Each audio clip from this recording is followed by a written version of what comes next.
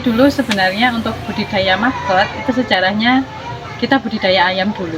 Dulu ayam kita hanya sepasang, sampah rumah tangga kita mencukupi. Saat ayam kita jadi 4 ekor, sampah dari rumah untuk kebutuhan ayam kadang cukup kadang enggak. Karena pakan ayam jadi kurang terjamin, makanya kita ngambil limbah dari warung makan. Yang dari warung makan itu yang sempat kita ambil 2 hari sekali sampahnya sebanyak ini. Nah ini kalau untuk dikasih pakan ayam semua itu berlebih. Nah untuk mensiasatinya daripada ini mubazir, kita belajar budidaya maggot. Jadi dulu kita sudah punya modal sampah. Saya dulu beli 1 kilo baby maggot. Jadi 1 kilo baby maggot yang masih ukuran kecil. Nah kira-kira seperti ini. Maggot ukuran seperti ini dari 1 kilo kita pelihara sampai jadi indukan, sampai jadi lalat. Nah sampai jadi lalat itu dari 1 kilo maggot kita panen perdana dulu sekitar 7 gram telur. Nah dari 7 gram telur itu kita kembangkan lagi, alhamdulillah sekarang jadi sekitar 10 kotak. Maggot ini pakannya hanya dari sisa makanan orang. Ini kalau ngambil dari warung kan dari ember kayak gitu nanti kadang masih tercampur dengan plastik. Ya. Ini tidak masalah karena plastiknya kalau kita bersihin yang di ember kan basah. Ya. Ini kita masukkan ke maggot dia nggak makan plastik. Nah dia plastiknya jadi kering karena maggot. Jadi maggot ini dia untuk yang pedas ini juga ada sisa-sisa cabai, dia habis semua. Saya dulu mengalami penurunan populasi setelah lebaran. Jadi setelah lebaran itu saya punya sisa puding, saya kasih ke maggot. Ternyata selang 3 hari maggotnya busuk.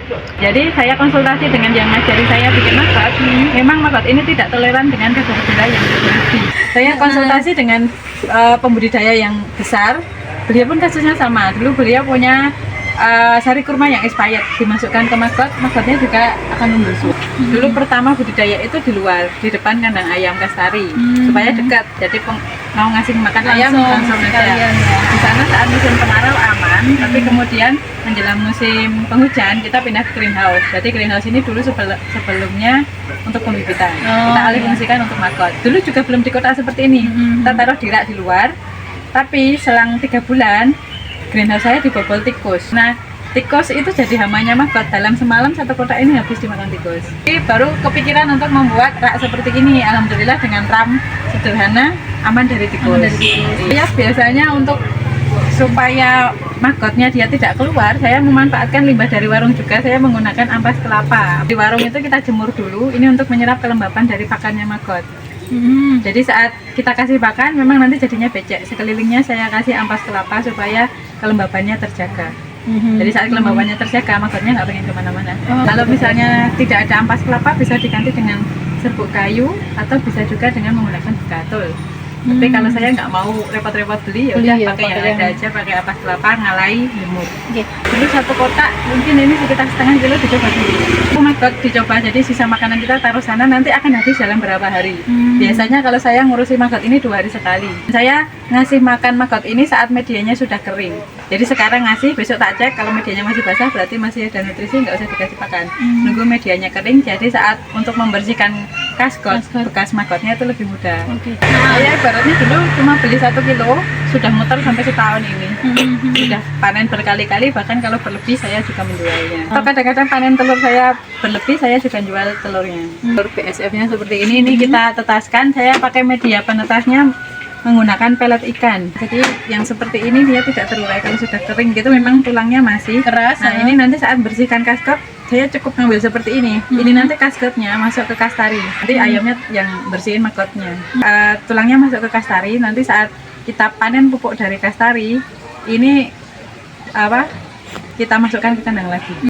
Nah, ini adalah siklus hidup lalat BSF, dan tadi sedikit penjelasan tentang budidaya lalat BSF skala rumah tangga ya. Jadi digunakan sebagai kebutuhan untuk pakan ternak yaitu ayam dan lele. Nah, ini adalah kandang yang sangat mungil, sangat mini, tetapi ternyata luar biasa manfaatnya. Dia aman dari serangan hama, yaitu terutama hama tikus. Dengan kita memiliki kandang maggot yang sangat sederhana, sangat mini ini, kita sudah bisa menyelesaikan sampah di rumah tangga kita. Bahkan tidak hanya di rumah tangga kita bisa menyelesaikan sampah di beberapa rumah tangga tetangga-tetangga kita ya. Bahkan kita bisa meminta limbah dari warung-warung makan. Nah, itu dia fungsinya luar biasa ya, untuk memenuhi kebutuhan nutrisi atau pakan bagi ternak kita.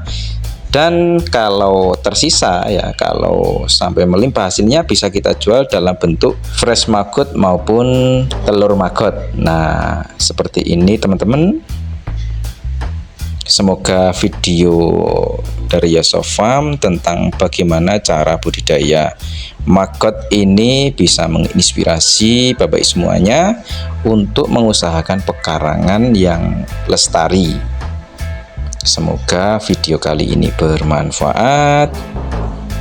Assalamualaikum warahmatullahi wabarakatuh.